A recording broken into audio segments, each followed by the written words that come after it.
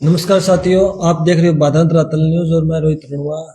ਆਪਾਂ आज मौजूद हाँ डॉक्टर सुरेश चौधरी के ऑफिस में। तो आओ आप बातचीत करांगा भी, सवाल जवाब करांगा, पूछांगा भी चुनाव लड़ने खातिर टिकट के बारे में, सड़कों के बारे में, पानी के बारे में, नहर के बारे में, डीएपी यूरिया के बारे में सब चर्चा करांगा आज। तो नमस्कार जी। नमस्कार रोहित जी। तो जी चुनाव लेके चल लग रही है कि फिर जी चुनाव लड़ेगा, कौन नहीं लड़ा है, तो बहु होते 101% चुनाव लड़ेंगे। विधानसभा का भी लड़ेंगे, सरपंच का हर पंचायत में चुनाव लड़ाएंगे, पंचायत समिति सदस्य और जिला परिषद सदस्य का हर ब्लॉक और हर जोन में चुनाव लड़ाएंगे। कांग्रेस की टिकट से टिकट मिलती है तो बढ़िया है, नहीं तो टिकट जनता के पास है। क्योंकि संजीव जी अभी 1952 के बाद से, फर्स्ट इलेक्शन 1952 में हुआ था, चौधरी हंसराज जी आर्य एमएलए बने थे। उससे अब तक 17 एमएलए भादरा में बने। अभी संजीव जी जो 2023 में बने हैं तब तक 17 में से 10 बार यहां पे इंडिपेंडेंट कैंडिडेट इलेक्शन जीते हैं। उसमें मैं लालचंद जी को भी काउंट करता हूं, क्योंकि लालचंद जी 3 बार एमएलए बने, 2 बार मंत्री बने। तो 3 बार एमएलए बने तो वो तीनों बार अलग अलग पार्टी से, अलग अलग सिंबल से थे। तो निर्दलीय मानो उनका व्यक्तिगत वोट बैंक था। तो टिकट जनता के पास है। बादरा का एक जो राजनीतिक परिदृश्य है और राजनीतिक माहौल और राजनीतिक मिजाज जो है ना, वो अलग तरह का है। यहां व्यक्तियों पे चुनाव लड़े जाते हैं, पार्टियों पे चुनाव नहीं लड़े जाते। बहुत कम मौके आए हैं ऐसे जब पार्टियों पे चुनाव लड़े गए हैं। जैसे बम्पर मेजोरिटी आ गई, 3/4 मेजोरिटी आ गई, 156 सीट आ गई, 163 सीट आ गई, तो उस समय पार्टियों पे चुनाव होते हैं। और जब 90 टू 110 तक पार्टियों का अगर टिकट का है जीतने का, तो उस समय यहां इंडिपेंडेंट जीतते हैं। कुछ सवाल ये है कि जैसे कि चुनाव जब नजदीक आते हैं तो नेता बाहर निकल आते हैं, इतने दिन बैठे रहते हैं घर पर, उसके बारे में सवाल जवाब। नहीं, उसमें मेरा ये कहना है कि रोहित जी, कोई वक्त था जब राजनीति एक पार्ट टाइम था। मतलब इलेक्शन के बाद में 4-4.5 साल तक वो घर में बैठे रहते या अपने बिजनेस में लग जाते, और साल 6 महीने पहले जनता के बीच में आते। तो अब जनता जागरूक हो गई। अब ये पार्ट टाइम नहीं रहा, अब ये फुल टाइम हो गया। यहाँ फुल टाइम लोगों के बीच में रहना पड़ेगा, लोगों की समस्याओं के लिए सड़कों पे आना पड़ेगा, लोगों की समस्याओं के समाधान के लिए यहाँ आंदोलन भी करने पड़ेंगे, धरना प्रदर्शन भी करना पड़ेगा, लाठियां भी खानी पड़ेंगी। तो अब इस तरह का सिस्टम हो गया। बादरा तो वैसे ही पहले से है, लेकिन अब ओवरऑल कहीं का भी देखें, मतलब इन पैन इंडिया लेवल पे भी देखें, तो अब ये फुल टाइम वाला काम है, पार्ट टाइम वाला काम नहीं है। अच्छा, तो जी हमने कुछ देखे थे सोशल मीडिया पर, आप माइनर पे बैठे रहे, मराणा माइनर पर। मराणा माइनर कल रात को, परसों में चर्चा करेंगे भी, क्या वार्तालाप हुई, क्या स्टेटमेंट था उसमें? क्या था कि परसों से I think it's what Monday और फ्राइडे, मराणा माइनर के जो गांव हैं, बांबलवास, साउवाला, जनाना, मराना, इनके काश्तकार मेरे यहाँ कार्यालय में आए थे। तो उन्होंने कहा साहब हमारी ये समस्या है कि हमारी मराणा माइनर पिट रही है। मराणा माइनर में 26 नवंबर को पानी आया, पूरे दिन चला। 27 नवंबर को 2 घंटे चला, फिर बंद हो गई। 28, 29 और 30 नवंबर को पानी नहीं आया। तो मैं उनको लेके एक्शन ऑफिस गया बादरा। वहां एक्शन थे नहीं, एक्शन साइड पे गए हुए थे। तो एक्शन से मैंने फोन पे बात की तो कोई संतोषजनक जवाब नहीं था। तो हम वहां से आ गए। फिर परसों सुबह उनका फोन आया मेरे पास, मराना माइनर के काश्तकारों का, कि डॉक्टर साहब हम बादरा आ रहे हैं, आप बादरा ही हो क्या? मैंने कहा बताओ, बादरा ही हूं, क्या बात है? कि वहां सिंचाई विभाग में अपने हमें हम धरना देंगे। मैंने कहा नहीं, सिंचाई विभाग में नहीं देना। आपकी समस्या है मराना माइनर पिट रही है, आपकी बारी पिट रही है। मराना माइनर जहां से निकलती है अमर सिंह ब्रांच से, हम वहां धरना देंगे। मैं आ रहा हूं आपके पास, आप मेरे पास मत आओ। तो मराना माइनर 37 RD छानीबड़ी हेड से निकलती है। मैं वहां पहुंच गया 10 बजे। वहां हमने धरना शुरू कर दिया। काश्तकार आ गए सैकड़ों की तादाद में। उसमें छानीबड़ी का भी काफी रकबा है मराना माइनर। तो वहां आ गए तो हमारा यही था, क्योंकि मैंने जब वो मेरे पास पहले आए थे तो वहां एक जागरूक काश्तकार हैं दलीप सिंह जी झाझड़िया जनाना, उनके पास पिछले 6-7 साल का रिकॉर्ड है। मतलब उन्होंने डायरी मेंटेन कर रखी है और उसमें उन्होंने जो सरकारी विज्ञप्ति वरीयता क्रम की जारी होती है प्रिंट मीडिया में, वो भी चिपका रखी थी और अलग से लिख रखा था। तो मैंने उसमें देखा कि पिछले 23 अक्टूबर 2024 के बाद से एक मराना माइनर ऐसी थी जो 5 हफ्ते चली थी। बाकी अमर सिंह पे 2 वितरिकाएं, 6 माइनर हैं। छानीबड़ी है, जोगीवाला है, सरदारपुरा है, बादरा है, मुंसरी है और एक ये 2 वितरिका हैं दीपलाना और नेठाना और एक SDR माइनर है। तो मैंने देखा कि इन 6 माइनरों में सब में 7-7, 8-8 हफ्ते पानी चला है पिछले 5-6 महीने में। एक मराना माइनर ऐसी थी जिसमें 5 ही हफ्ते पानी चला। तो मैंने देखा यार इनके साथ घोर अन्याय हुआ है इनके। और मेरी आदत है अन्याय के खिलाफ लड़ने की छात्र जीवन से। मैं आंदोलन से निकला हुआ व्यक्ति हूं। तो मैंने कहा मैं आपके पास आता हूं, हम आंदोलन करेंगे। तो वहां जाके हम धरने पे बैठे और हमने कह दिया कि उसी दिन 3 तारीख को मराना माइनर बंद होनी थी 11 बजे रात को। तो मैंने कलेक्टर हनुमानगढ़ से भी बात की, SDM बादरा से भी बात की, चीफ इंजीनियर राजस्थान अमरजीत सिंह जी मेहरा है उनसे भी बात की और मैंने उनको कह दिया मराना माइनर बंद नहीं करने देंगे। आप रात को 11 बजे बंद कर रहे हो, हम बंद नहीं करने देंगे। चाहे हमें गिरफ्तार करो, चाहे लाठी चार्ज करो। हमारा एक भी व्यक्ति अगर धरना स्थल पे रह गया गिरफ्तारी के बिना तो वो भी आपके कर्मचारी को मराना माइनर का गेट बंद नहीं करने देगा। उसके बाद पूरा प्रशासन अलर्ट हुआ, पुलिस प्रशासन और सामान्य प्रशासन, और उनसे लगातार हमारी बातचीत पूरे दिन हुई। तो उन्होंने असमर्थता जाहिर की। एक्शन इरिगेशन ये शैली जी हैं, इन्होंने कहा सर हमारे बस में नहीं है, हमने तो रेगुलेशन जारी कर दिया 3 तारीख को, अगले 7 दिन का 11 दिसंबर तक का। तो मेरे बस में नहीं है। मैंने कहा मुझे पता है आपके बस में नहीं है, लेकिन आपके उच्च अधिकारियों के बस में है रेगुलेशन को चेंज करना। कहा उच्च अधिकारी? मैंने कहा चीफ इंजीनियर राजस्थान से मेरी बात होगी, आप अपने उच्च अधिकारी से बात करो। फिर वो चले गए। फिर रात को 1:30 बजे AN विकास जी सारण धरना स्थल पे आए। तो उन्होंने कहा कि सर कैसे काम चल सकता है, कैसे धरना खत्म हो सकता है। मैंने कहा एक ही शर्त पर कि 4 दिन की PTV बारियां धरती पुत्र जो मराना माइनर के हैं 5 गांव के, इनको इनकी बारी मिले, इनको इनका हक का पानी मिले। हम नहीं चाहते कि किसी का हक मारा जाए, तो इनको इनका पानी मिले। तो उस पर हमारी सहमति हुई। रात को 1:30 बजे हमारा धरना समाप्त हो गया था। तो जो रेगुलेशन मिलने लग रही है तो पानी कम आने लग रही है, फिर देने को लग रही है।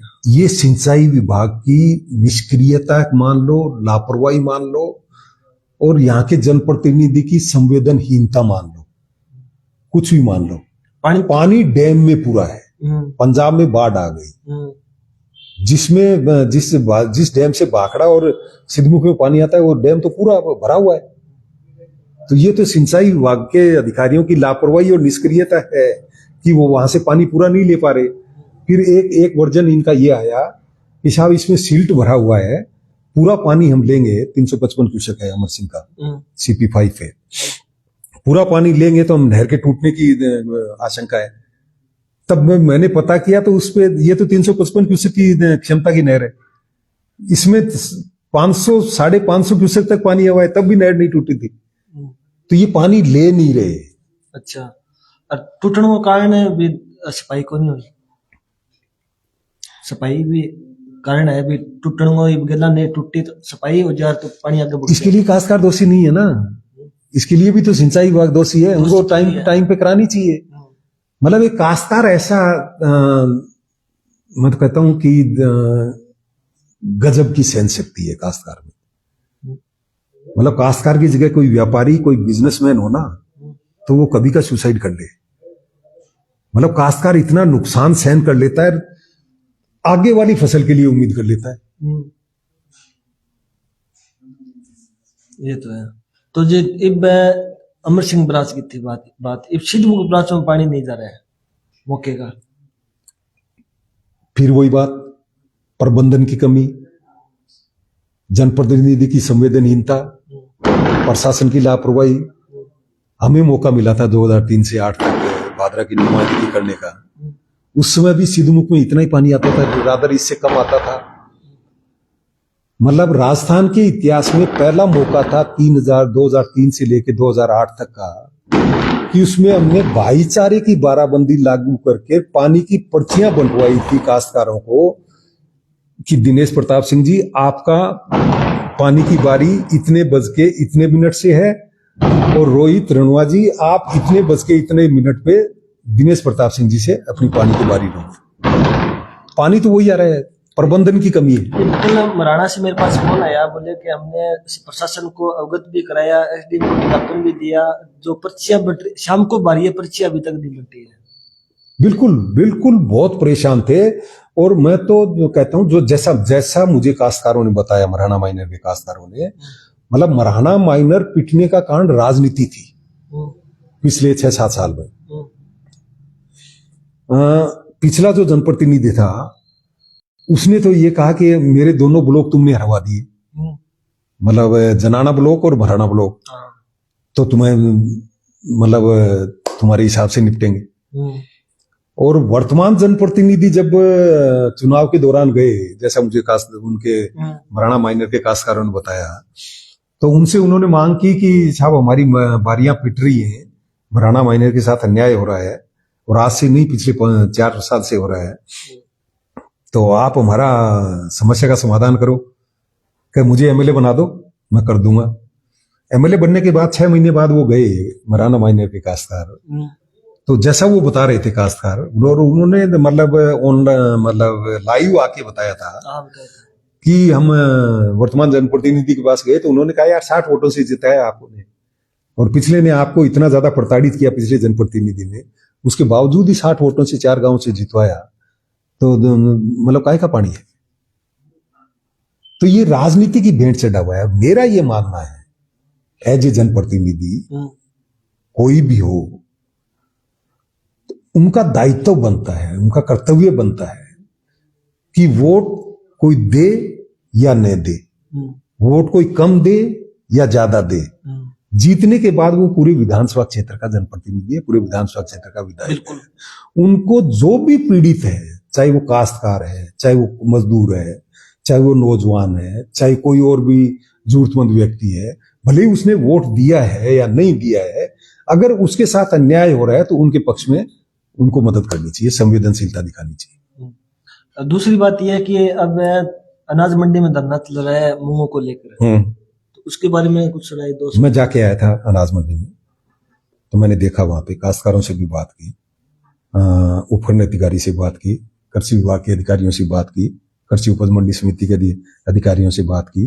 उनके नॉर्म्स थे कि 4% तक जो दागी है मूंग, क्यों इस बार मूंग की फसल के टाइम में क्या है, बरसात बहुत ज्यादा हुई तो मूंग दागी हो गया, तो उसमें उनका कहना था कि 4% तक जो दागी है उसमें तो हम खरीद कर लेंगे, 4% से ज्यादा दागी है तो हम खरीद करके पास भी कर देंगे, तो वेयर हाउस वाले उसको चेक करेंगे और वो काश्तकारों को पैसा नहीं देंगे। तो मैंने कहा यार इसकी संख्या बढ़ाओ आप, तो उन्होंने उसकी संख्या बढ़ा के 6-7% कर दी। वो तो जो ऊपर से उनके निर्देश है उसी हिसाब से करेंगे।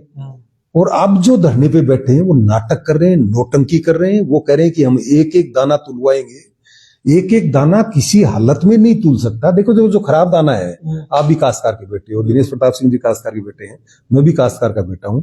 एक एक दाना नहीं तुल सकता सरकारी खरीद पे।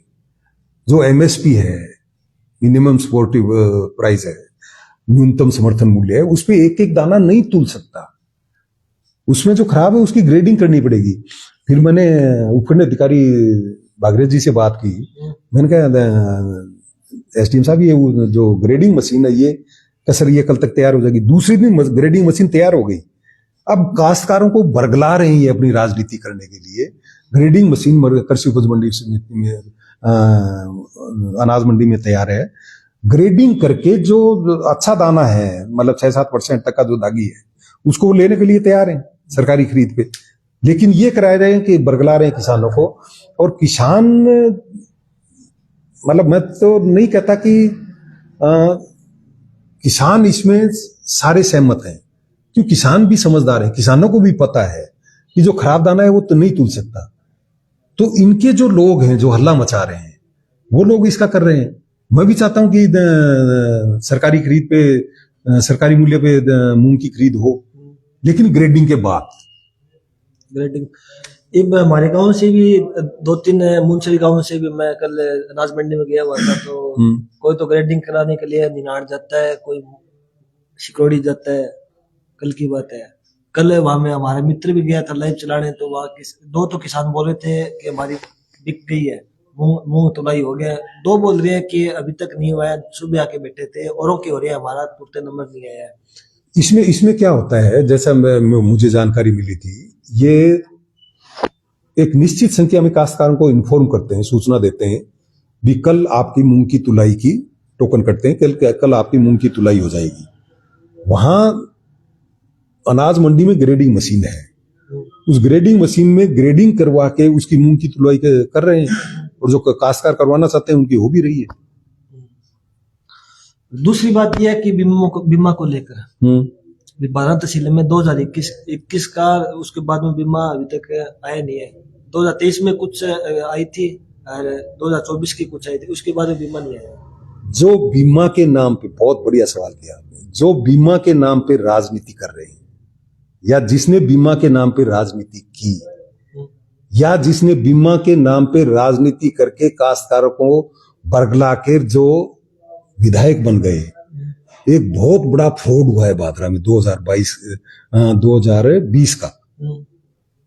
2020 की रबी की फसल में 9000 से ऊपर काश्तकार, मेरे ख्याल में 9367 काश्तकारों ने प्रीमियम भरा था 2020 की रबी की फसल का, और उनका बीमा पास भी हो गया, बीमा स्वीकृत हो गया उनका।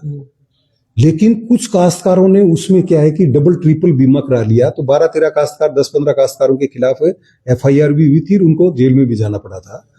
उन काश्तकारों की आड़ लेके जो डिफॉल्टर थे इसमें बीमा में, जिन्होंने बदमाशी की थी, उन काश्तकारों की आड़ लेके 9000 से ऊपर काश्तकारों का स्वीकृत हुआ बीमा उस तत्कालीन जनप्रतिनिधि ने बीमा कंपनी से सेटिंग करके करोड़ों रुपए अपनी जेब में डाल के वो बीमा वापिस बीमा कंपनियों को दिलवा दिया, वापिस बीमा कंपनी के पास चला गया, और जिन काश्तकारों ने प्रीमियम भरा था उन काश्तकारों को प्रीमियम बीमा कंपनी ने वापिस जमा करा दिया।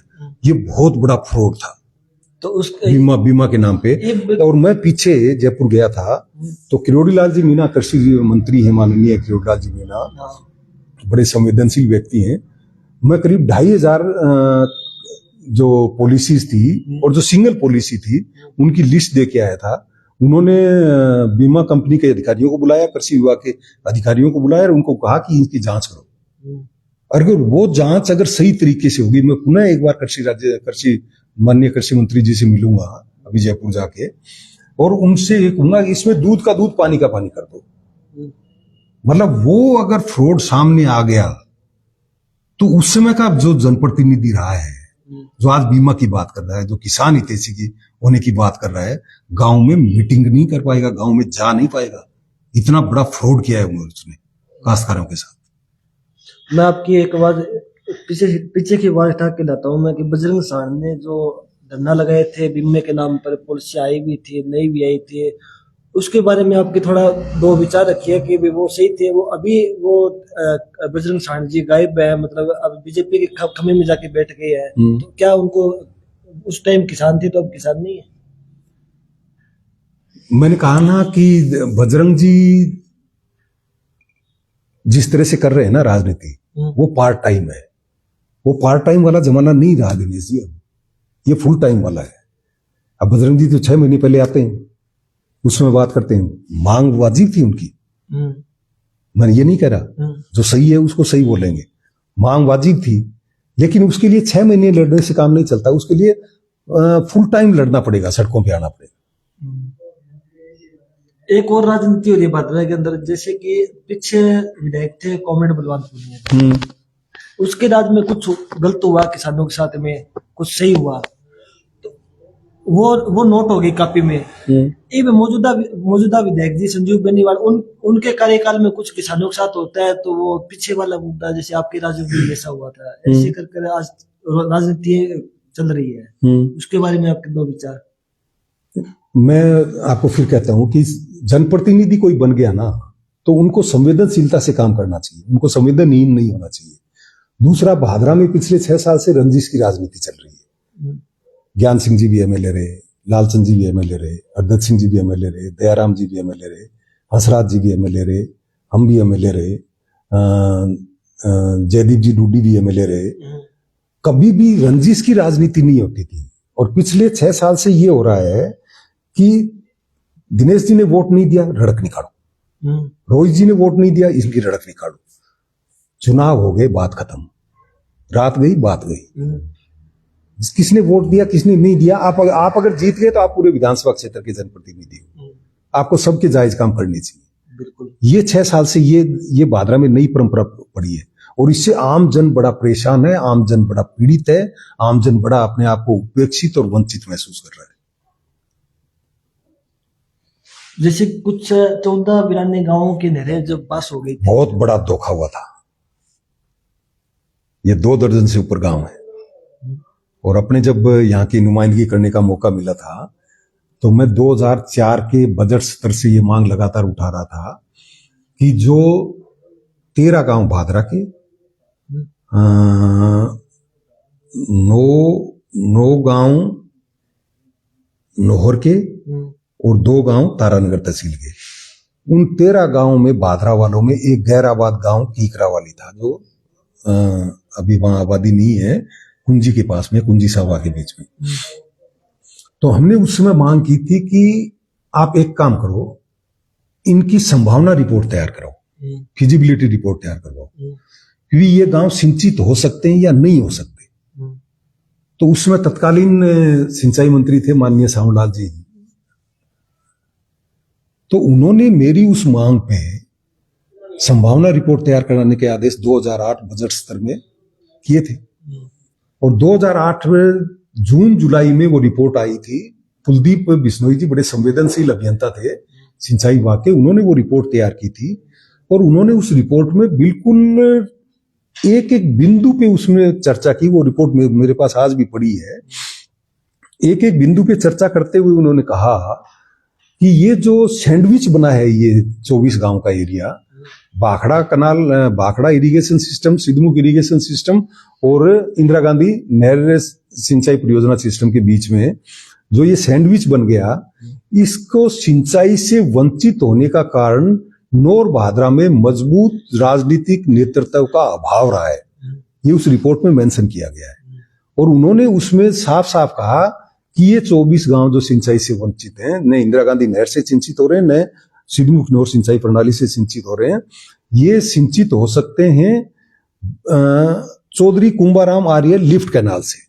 और उसमें उन्होंने डीपीआर भी बना दी थी कि इसमें उस समय करीब 200 करोड़ के आसपास उसका खर्चा था, और 200 क्यूसेक के आसपास पानी की आवश्यकता थी।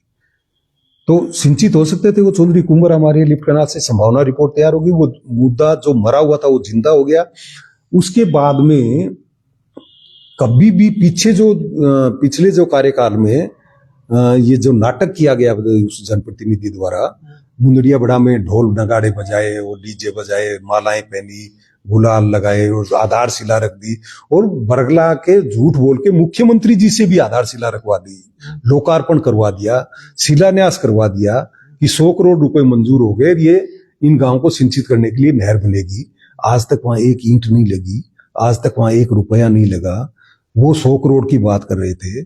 2008 में 200 करोड़ का मामला था, वो 2023 आते आते 2000 करोड़ के खर्चे पे आ गया। 100 करोड़ से उसमें क्या होगा? मतलब इनके वोट लेने के लिए इन जो ब्रानी एरिया क्षेत्र के काश्तकार हैं उनके साथ बहुत बड़ा धोखा किया था उस जनप्रतिनिधि। तो जी जनप्रतिनिधि भी जनता के साथ धोखा करने लगे, फिर उम्मीद किस पर रखी? जो सच्चा जनप्रतिनिधि हो, जो किसान हित की सोच के, हमने डीपीआर बनाई थी, वो डीपीआर की कॉपी मैं आपको दूंगा। मतलब उसमें वाकायदा उसमें ये था कि जैसे भाडी पालड़ी गांव के इतने हेक्टेयर भूमि को सिंचित करने के लिए इतना क्यूसेक पानी की आवश्यकता होगी, और इतना क्यूसेक पानी यहाँ लाने के लिए ये नई नहर का निर्माण करना पड़ेगा या इस पुरानी नहर की रिमॉडलिंग करनी पड़ेगी, और उसके लिए इतना खर्चा आएगा, उसमें डिग्गी निर्माण पे इतना का पैसा लगेगा और फौरा सिस्टम पे इतना पैसा लगेगा।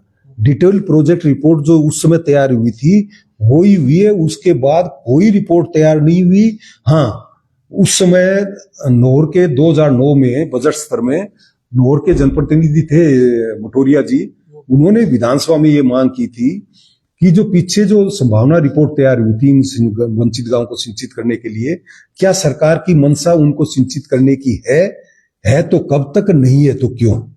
उस समय महिपाल जी मदेरणा राजस्थान के सिंचाई मंत्री होते थे, तो उन्होंने उसका तारांकित प्रश्न था, स्टार क्वेश्चन था, उसमें उनका जवाब दिया कि इन गांवों को सिंचित नहीं कर सकते कारण कि हमारे पास पानी नहीं है। तो सिंचित किया जा सकता है पानी। इंदिरा गांधी नहर के कनाल को इतना ज्यादा रिमॉडल कर दिया गया, इतना ज्यादा सिल्ट निकाल दिया गया, इतना ज्यादा राजस्थान सरकार ने करोड़ों रुपए अरबों रुपए पैसा दे दिया, वहां उसकी सफाई हो गई, वहां उसकी लाइनिंग हो गई, तो 200 क्यूसेक पानी की आवश्यकता है, उसको लाया जा सकता है। क्या कारण कि चौधरी कुंभाराम आर्य लिफ्ट कनाल है, वो भी तो इंदिरा गांधी नहर से ही निकल रही है।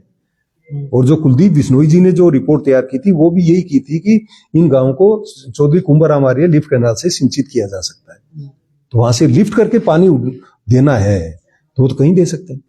पानी की तो कोई कमी नहीं है, नहीं, कहीं भी कमी नहीं है। नहीं। ये सब कुछ जनप्रतिनिधि। और मैं तो एक चीज और कह रहा हूं कि पानी की कमी पहली बात तो है नहीं। अगर कोई कहे कि पानी की कमी है तो जो फ्लड इरिगेशन है, जो बहते पानी से सिंचाई कर रहे हैं, उसकी बजाय फुहारा सिस्टम लागू कर दो ना। फुहारा सिस्टम को आवश्यक कर दो, अनिवार्य कर दो, कंपलसरी कर दो। तो फुहारा सिस्टम से सिंचाई करेंगे, बहते पानी से सिंचाई करने की बजाय, तो हमारा करीब 25-30% ही पानी लगेगा, 70% पानी बच जाएगा। जो आसपास का तारानगर, नौहर और भादरा का जो एरिया है वो सारा का सारा सिंचित हो जाएगा। तो सर बूंद बूंद सिंचाई फुहारा सिस्टम बिल्कुल, ये कंपलसरी कर देना चाहिए पूरे राजस्थान में, पूरे देश में। दूसरा सवाल ये है सर कि जैसे कि नेता लोग हैं, चुनाव लड़ते हैं जोर शोर से, गांव के मेन चौक में जाकर बड़े बड़े भाषण देते हैं, बड़ी बड़ी मांगे करते हैं, ये करवाते हैं, वो होता नहीं है।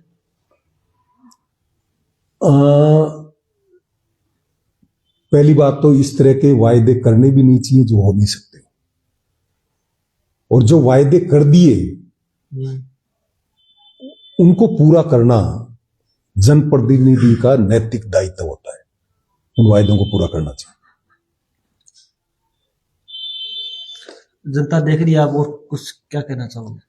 मैं तो जनता को यही कह रहा हूं कि किसी के भी बहकावे में नहीं आए, और जनता को भी हाथ जोड़ के मैं निवेदन करना चाहता हूं कि भादरा में पिछले 6 साल से एक बहुत बड़ी बुराई आ रही है जो हमारी पीढ़ियां खत्म कर देगी, जो हमारे वंश खत्म कर देंगे। आजकल रोहित जी बच्चे एक एक हैं, बिल्कुल है, पढ़ाई कर लेते हैं, बिल्कुल, रोजगार इस बीजेपी गवर्नमेंट में है नहीं, बिल्कुल, वो पढ़ लिख के खेत में काम करते नहीं। भादरा में पिछले 2020 के बाद से बहुत बड़ा प्रकोप हरियाणा और पंजाब से आया। जैसे कभी उड़ता पंजाब कहा जाता था, उस तरह से आज भादरा उड़ता भादरा हो रहा है। यहाँ चिट्टे का प्रकोप, नशे का प्रकोप, मेडिकेटेड नशे का प्रकोप इतना ज्यादा है। मैं एक बार पहले भी कहा था सोशल मीडिया पे बात करते हुए कि क्योंकि जनता के बीच में सार्वजनिक जीवन में है तो रिश्ते वाले आते हैं, डॉक्टर साहब लड़की है रिश्तों करवाओ। तो पहले तो कहते थे रोहित जी कि लड़का नौकरी वाला हो, आज कहते हैं कि डॉक्टर साहब लड़का, मैं पूछता हूँ कि आपकी क्या डिमांड है, क्या साहब लड़का नशा तो नहीं करता है क्या? आज एक एक बच्चा है, वो नौकरी नहीं लगा, रोजगार नहीं मिला, खेती का काम वो करता नहीं, वो नशे की चपेट में आ गया, नशे चिट्टे जैसे और मेडिकेटेड नशे की चपेट में आ गया, तो उसको मरने के अलावा या सुसाइड करने के अलावा उसके पास कोई रास्ता नहीं है। तो उस भाई का जो बच्चा है, एक बच्चा एक औलाद है, वो उस नशे की चपेट में आके खत्म हो गई, तो उसका तो वंश खत्म हो गया। उसका वंश कौन चलाएगा, उसको कौन संभालेगा, उसकी पीढ़ियां कहां रह गई। ये शुरू हुआ है 2019-20 के बाद। प्रशासन को लेकर क्या कहना चाहोगे चिट्ठी के बारे में? मेरा ये मानना है कि चिट्टा ही नहीं, कोई भी अवैध धंधा, कोई भी गैर कानूनी काम जो होते हैं, वो बिना पुलिस की जानकारी के बिना नहीं हो सकते। बिल्कुल सही बात है। क्यों, आज हर गांव, हर ढाणी और हर वार्ड में बीट अधिकारी नियुक्त है, और बीट अधिकारी के अपने सोर्स होते हैं उस वार्ड में, उस ढाणी में, उस गांव में। वो अपने सोर्स से उनको पता चल जाता है, पता करना चाहे तो, कि कौन अवैध धंधा कर रहा है, कौन गैर कानूनी काम कर रहा है, तो उस पर कंट्रोल किया जा सकता है। अभी कुछ कंट्रोल हुआ है, मैं मानता हूं ये, लेकिन पूरा कंट्रोल, पूरा नियंत्रण अब तक भी नहीं है। प्रशासन चाहे तो कार्रवाई करके रोक सकते। बिल्कुल रोक सकता है। मुझे 2003 से और 2008 के बीच में नुमाइंदगी करने का विधानसभा क्षेत्र का मौका मिला था। हमने कोई भी गैर कानूनी काम यहाँ नहीं होने दिए। पूरे 5 साल में कोई धरना प्रदर्शन नहीं हुआ, पूरे 5 साल में कहीं चोरियां नहीं हुई, पूरे 5 साल में 2 हत्याकांड हुए थे। एक तो कुलड़िया हत्याकांड हुआ था घोगामेडी मेले के टाइम में, और एक महाजन परिवार की 2 वर्ग महिलाओं की हत्या हुई थी। हमने 24 घंटे के अंदर अंदर जो ब्लाइंड मर्डर थे, उनके जो दोषी थे, उनके जो हत्यारे थे, उनको शिकंजों के पीछे पहुंचा दिया था। जनप्रतिनिधि की इच्छा शक्ति हो, जनप्रतिनिधि संवेदनशील हो, जनप्रतिनिधि का प्रशासन शासन पे पूरा नियंत्रण हो, तो कोई गैर कानूनी काम नहीं हो सकता। कुछ ना कुछ तो सह होती है। बिल्कुल सह। तो जी इब फ्रॉड होने लग रही है, जो बीमा के नाम पे फ्रॉड होने लग रही है, इसकी जांच करवाऊंगा मैं। और कोई बड़ी बात नहीं, मैं फिर कहता हूं, इस बीमे की जांच करवाऊंगा। और इस बीमे, जिस 2020 का जो बीमा 9,000 से ऊपर काश्तकारों का स्वीकृत हुआ बीमा वापिस गया था, और उसमें उस जनप्रतिनिधि ने 420 की थी, उनको सलाखों के पीछे भी पहुंचाएंगे, मौका मिल गया। सब कुछ धरती पुत्रों के साथ इतना बड़ा फ्रॉड, जो धरती का सीना चीर के और देश के लिए अन्न उत्पन्न करते हैं, अनाज का उत्पादन करते हैं, देश का पेट पालते हैं, उनके साथ इतना बड़ा धोखा करने वाला, हर हालत में उनको सलाखों के शिकंजों के पीछे होना चाहिए। तो जी जनता है, किसान ही जिताता है चुनाव। किसान का ही टैग यूज करते हैं नेता, जो जैसे कि आप चुनाव लड़ोगे, संजीव जी लड़ेंगे, कॉमरेड जी लड़ेंगे, भी हमारा टैग किसानों के। हमारा देश किसान प्रधान और किसानी प्रधान है, फिर भी किसानों के साथ धोखा, और किसानों के साथ धोखा, ये बर्दाश्त के काबिल नहीं है, काबिले बर्दाश्त नहीं है। और सब कुछ ऑनलाइन सिस्टम हो गया, फिर भी फ्रॉड हो रहा है।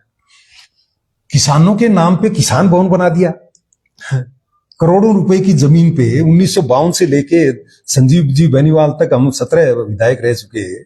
17 में से 16 विधायकों को छोड़ के सिर्फ एक विधायक ने किसानों के नाम पे फ्रॉड करके, और ये सरकारी जमीन जो या तो ईदगाह के जानी थी मुस्लिम समाज के, क्योंकि ईदगाह की जमीन कम पड़ रही है, या पुलिस थाने के पास जानी थी, उसके ऊपर मतलब अपने पद का दुरुपयोग करते हुए वहां किसान भवन के नाम पे जमीन अलॉट करा ली, किसान भवन बना लिया, आलीशान कोठी बना ली, वहां अपना निवास बना लिया, वहां अपना कार्यालय बना लिया। कोई भी भादरा में राजनीतिक पार्टी का दफ्तर आज तक ऐसा नहीं है जिसमें वातानुकूलित कमरे हो, वातानुकूलित हॉल हो, मीटिंग के हॉल हो।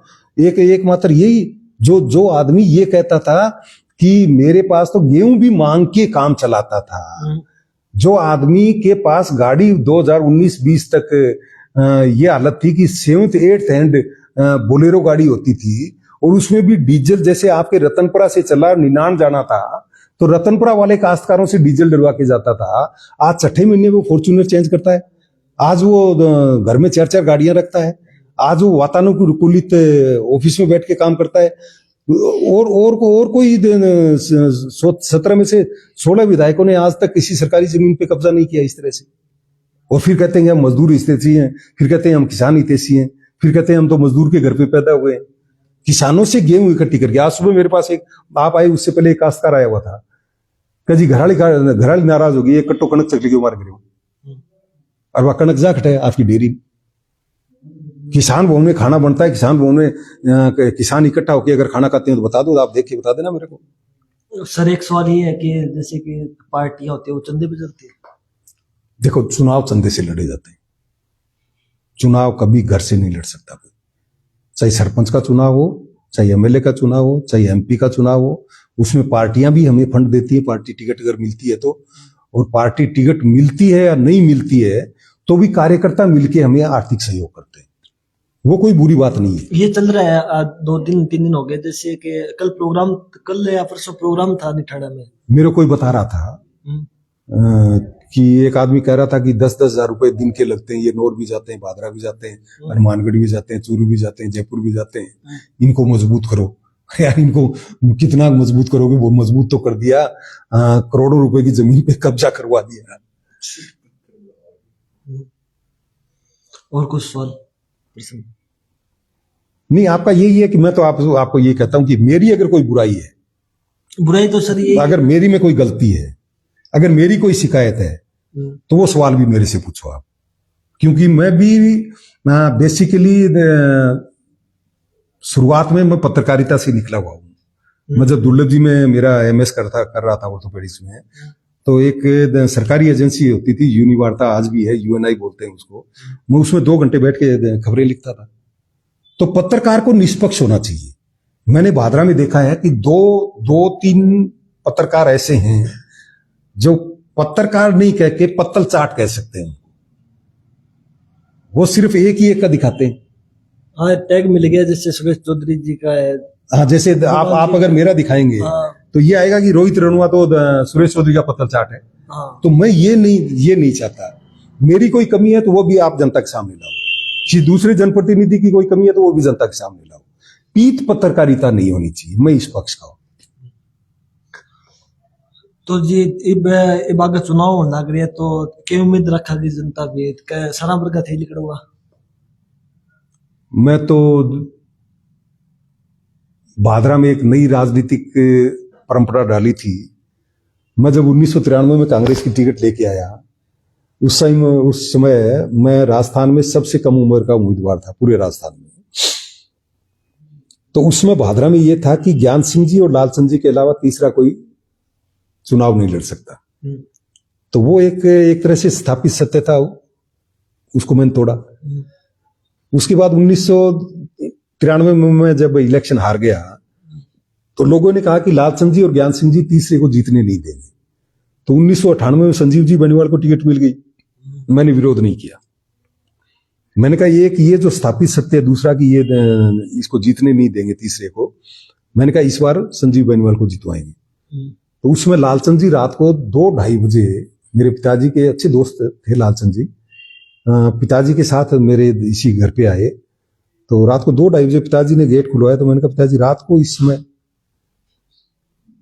क्या यार लालचंद जी आ गया यार, मैं तेरे बात करना चाहूंगा। बोले आओ अंदर ले आओ, बात कराओ। बैठ के बात करी। लालचंद जी बोले कि सुरेश में चुनाव तो बेटा जीत जाऊंगा, तू मेरी मदद कर देना। तो ज्ञान सिंह जी 15,500 जीते हैं 1993 में। मैं बांगू रिकॉर्ड तोड़ दूं तो मैं बाना ही गयो लालचंद जी ने, चाचा मैं पिछले 5 साल में थारे और ज्ञान सिंह जी के खिलाफ इतनो जहर भर दियो लोगों में थे, दोनों कौन जीत पाऊंगा, नए उम्मीदवार जीते हो, क्या तेरे दिमाग खराब है। मैंने कहा मैं विरोध नहीं करूंगा किसी की कीमत पे, और कोई बड़ी बात नहीं कि 2-3 हजार वोटों से संजीव बेनीवाल जी जीत जाए। संजीव बेनीवाल जी 2200 वोटों से जीत गए 1998 में। उसके बाद में ये हुआ कि भादरा में जो राजनीति है विधायक की, वो जो राजनीतिक घराने हैं वो ही कर सकते हैं, नए परिवार का कोई आदमी राजनीति नहीं कर सकता। 1998 से 2003 के बीच में मैंने जम के बूथ लेवल पे मेहनत की। उस समय भीषण अकाल पड़ा हुआ था 2001 से 3 के बीच में। उस समय मैं 6 दिन मेरे मेडिकल सेंटर पे बैठता था। 6 दिन में जो भी मेरे पास आता था पैसा, उसकी दवाई लेके मैं 7वें दिन गांव में कैंप लगाता था। जो गरीब लोग हैं, जो वंचित लोग हैं, जो उपेक्षित लोग हैं, जो जरूरतमंद लोग हैं, उनको दवाइयां दे के आता था। तो उसमें 2003 आते आते ये हो गया कि उस समय बीजेपी की आंधी थी। 2003 में पहली बार बीजेपी स्पष्ट बहुमत से आई थी। वसुंधरा जी पहली बार राजस्थान में आई थी तो उनका तूफान था। और लालचंद जी जो भादरा के दबंग नेता थे, 3 बार एमएलए रहे, 2 बार मंत्री रहे, उनका देहांत हुए मात्र 1-1.5 महीना हुआ था। और बिमला जी को बीजेपी ने टिकट दे दी थी। बिमला जी के प्रति जबरदस्त सहानुभूति थी। उसके बावजूद मेरे जैसे नए लड़के को, जो एकदम साधारण परिवार से आया, जिसका कोई परिवार में कभी पंच का भी कोई चुनाव नहीं लड़ा, जिसके परिवार में कोई राजनीति में कोई रुचि नहीं थी, और जिसके पास जीता हुआ सरपंच तो दूर की बात है, हारा हुआ पंच भी नहीं था, उसको भादरा की जनता ने बीजेपी की आंधी, वसुंधरा जी के तूफान, बिमला जी के प्रति सहानुभूति के बावजूद उस लड़के को, नए लड़के को जिता दिया। तो भादरा में एक नई राजनीति की शुरुआत हो गई थी। और उसके बाद में, उससे पहले 2003 से पहले ये हालत होती थी रोहित जी कि महिलाओं को, नौजवानों को वोट देने का अधिकार तो था, मताधिकार था, लेकिन वोट किसको देना है ये फैसला लेने का अधिकार भादरा के नौजवानों को और भादरा की महिलाओं को नहीं था। वो कड़ूमे का एक जो चौधरी होता था, जो पोप होता था, जो फतवा जारी करता था, वो उसी के पक्ष में वोट देते थे। 2003 में पहली बार हुआ कि बेटा और बहू तो डॉक्टर सुरेश चौधरी को वोट दे रहे हैं और पिता उनका बीजेपी को वोट दे रहे हैं। तो उसमें एक नई क्रांति आई थी कि वोट देने का अधिकार अपने आप समझने लग गए थे नौजवान भी, महिलाएं भी। तो एक तो बाबा बेटो अलग अलग वोट दिए। हाँ, माँ लग देती है, बेटा हाँ, लग देता है। हाँ, ये राजनीति हो रहा है। हाँ, होना भी चाहिए भी। मत मतलब बुद्धि। अब बुद्धि का अगर दान कर रहे हो आप, तो वो तो किसी दूसरे के कहने से मत करो। वो तो अपना स्वैच्छिक अधिकार है, खुद का अधिकार है। युवाओं के लिए कुछ नई योजनाएं? युवाओं के लिए मैं तो यही कहता हूं कि योजनाएं तो सरकार की बहुत हैं और भादरा में बहुत गुंजाइश है। एक तो परंपरागत खेती जो है, क्योंकि अब रोजगार नहीं है। बीजेपी के राज में, बीजेपी के सरकार में रोजगार की संभावना 2 करोड़ रोजगार प्रति वर्ष देने की बात हुई थी 2014 में। तो आज तक 11 साल में तो 22 करोड़ लोगों को रोजगार मिल जाना चाहिए था, बल्कि रोजगार घटा है। बात होती थी किसानों की कि पहली मेरी कलम से मोदी जी कहते थे पहला हस्ताक्षर होगा किसानों को पूरे देश में कर्जा माफ करने का होगा। वो आज तक नहीं हुआ। 2022 तक आय दुगनी करने की बात हुई थी। तो परंपरागत खेती में अब फायदा नहीं है। आधुनिक खेती के साथ अगर नौजवान रोजगार नहीं है तो उसमें आधुनिक खेती के खुद जरूरी नहीं है खुद खेती करें, सुपरविजन करके भी उनको खेती कराई जा सकती है। और वो मतलब कैश क्रॉप्स होंगी, वो नगद खेती होगी। अच्छा, तो जी इब चलन लग रही है जो सोशल मीडिया पे देखने लग रहा है, घनी बारी कमेंट वगैरह आवे कि संजू जी और सुरेश चौधरी जी दोनों मिले हैं। नहीं, हमारी कोई व्यक्तिगत दुश्मनी थोड़ी है। मेरी चाहे वो बीजेपी के हों, चाहे वो माकपा के हों, चाहे वो बसपा के हों, चाहे वो किसी पार्टी के हों, हमारी कोई व्यक्तिगत दुश्मनी नहीं है। हमारी तो लड़ाई विचारधारा की है। हाँ, विचारधारा के हिसाब से अगर जनता के प्रति संवेदनहीनता के बारे में संजीव जी भी अगर कोई काम सही नहीं होगा, जैसे मराना माइनर वाला हुआ, तो मैं संजीव जी के खिलाफ ही वहां धरने पे बैठा था। तो मिलने वाली कोई बात नहीं है। वैसे मिलते हैं तो हम सब मिलते हैं। कोई हमारी व्यक्तिगत दुश्मनी, हमारे कोई कत्ल थोड़ी हुए हुए आपस में। जैसे कि मिलना जुलना, जैसे कि पूरा खेमा बोल रहा है कि सुरेश चौधरी को सपोर्ट करो और बलवान पूनिया हार जाएगा, इस तरीके से विचार चल रहे हैं उसका तहसील में। अब अगर वो उनके प्रति अगर जहर है बलवान पूनिया के प्रति, तो भादरा में क्या है कि भादरा में भी नहीं, और मेरा इतना राजनीतिक अनुभव है 3.5-4 दशक का। वोट 2 तरह से दिए जाते हैं। या तो आपके प्रति सहानुभूति होगी रोहित जी के प्रति, तो रोहित जी को वोट देगा डॉक्टर सुरेश चौधरी। या दिनेश प्रताप सिंह जी के प्रति डॉक्टर सुरेश चौधरी खार खाए बैठा है, तो दिनेश प्रताप सिंह जी की रड़क निकालने के लिए रोहित जी को वोट देगा। तो यहां तो या तो बल्थ के वोट है या सहानुभूति के वोट है। तो जो इस तरह की बात कर रहे हो आप कि संजीव बेनीवाल जी के समर्थक हैं, हाँ वो कह रहे हैं कि भी डॉक्टर सुरेश चौधरी को हम देंगे, तो वो बल्थ के हैं। बल्थ किसके प्रति? बलवान पुनिया के प्रति। तो बल्थ निकालने के लिए बा कौन कह रहा है कि बल्थ हो तो आदमी आपके बुके बटको बढ़ ले, तो आ स्थिति है। धन्यवाद साथियों थे जुड़िया इतना लोग है और अपन वार्तालाप करी और कमेंट में जो भी सवाल हुआ जवाब हुआ दिए और आगे आगे नेक्स्ट बारी मैं सवाल जवाब आप पूछांगा तो सुरेश जी हूँ और सारे जना जुड़िया। धन्यवाद। बिल्कुल, आपका सभी का धन्यवाद, आप सब जुड़े। और मैं तो कहता हूं कि आप मेरे से भी सवाल जवाब किया करो, मेरे पास हर सवाल का जवाब है, क्यों मुझे पता है कि मुझे कुछ गिने चुने लोगों ने जो उस समय 2003 से 8 के बीच में 123 से लेके 133 के बीच में होते थे, उन्होंने एक षड्यंत्र के तहत मुझे बदनाम किया था। तो मेरे पास हर सवाल का जवाब है, हर सवाल का जवाब। आपका बहुत बहुत धन्यवाद।